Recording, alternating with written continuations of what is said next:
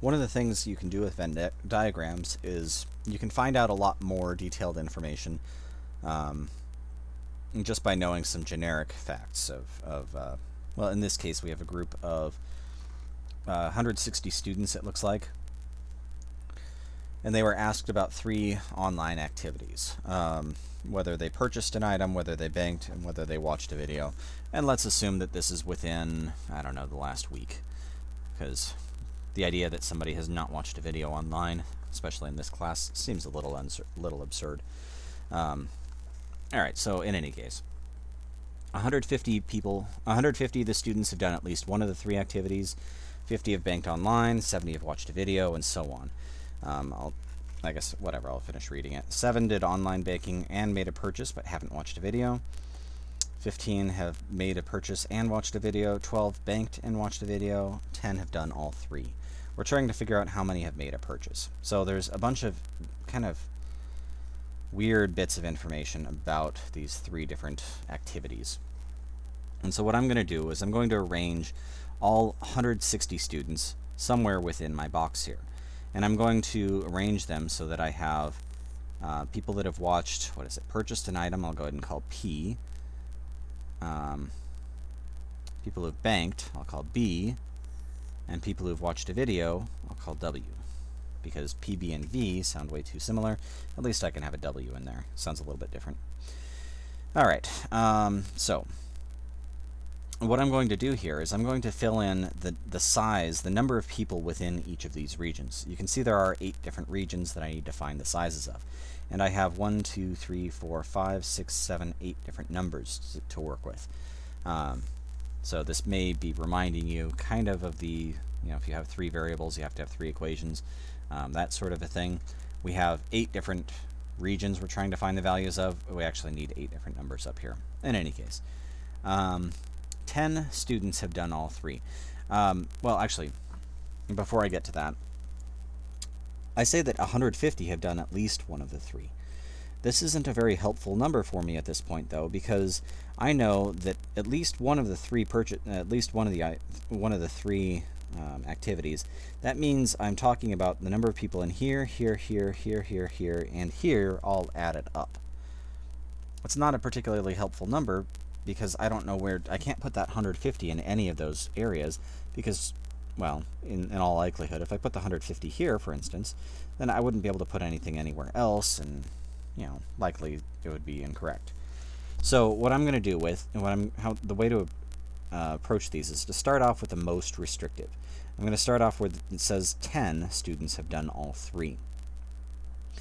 And this tells me that I should be inside P, because they purchased an item, should be inside B because they banked, and it should be inside W because they've watched a video. So if they've done all 3, they have to be in here. The numbers that I'm writing inside each of these regions represents the number of people in the region. So just to make sure that that's clear.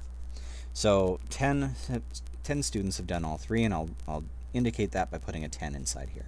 And in general, when I'm used a piece of information from this problem, I tend to cross it off. That way I don't look at it again. Alright, looking at this piece of information, this is talking about, actually I guess this one right here, 7 did online banking and made a purchase but haven't watched a video. This is referring to all 3 activities as well, so I'm going to use that one next.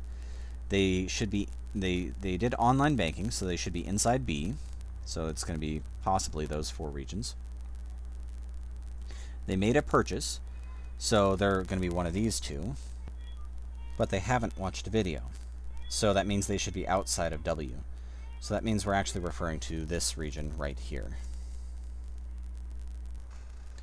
Alright, 50 have banked online, so we'll use this number next. This total within B should be 50 people, and it looks like there's 19 that have been accounted for so far, so we'll do 50 minus 19 to see that there's 31 people left there.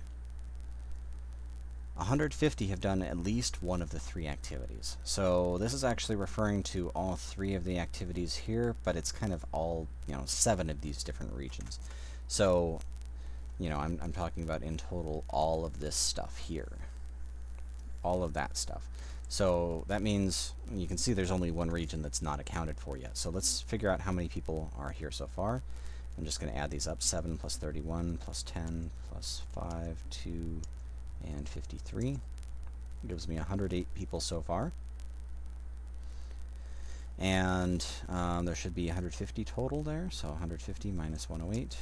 That means that there's 42 that are not yet accounted for that should go within that region. There are a total of 160 students that have been asked here, though. We've accounted for 150 of them within these, which means there's 10 students that haven't done any of these 3 activities. So I'm going to go ahead and put them out here. Now, don't say, I hear a lot of people saying that they exist within the universal space. I mean, yes, I guess they do, but so do these 42 and those 5 and those 10. Remember, the universal space is everything, not just the space outside the boxes, or outside the circles. It's everything inside the box, which includes everything inside those individual circles. But you can double check your work here to make sure, by adding these things back up and making sure that they sum to these numbers. And actually, when I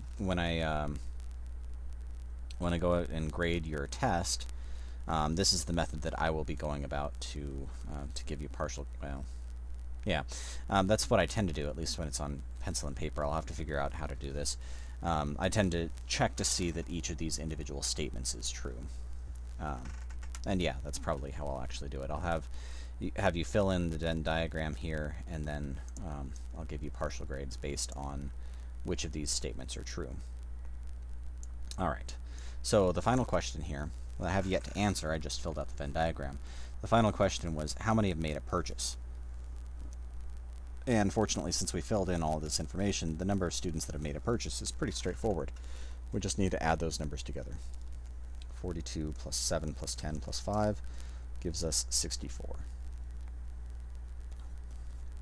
So that means 64 students in total had made a purchase.